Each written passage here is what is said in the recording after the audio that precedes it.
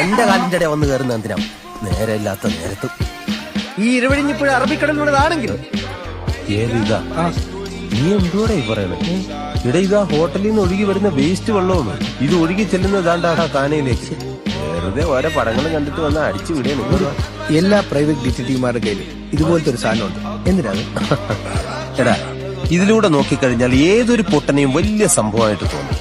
മാത്യൂസേ, ഈ ഒരു സംഭവമാണ്. Thank you.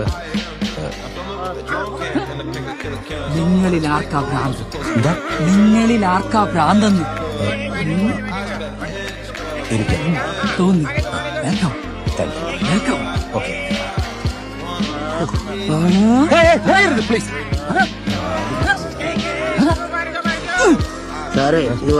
ഇതെല്ലാം വാട്സപ്പിൽ വന്നപ്പോ ഞാൻ കണ്ടിട്ടുണ്ട്.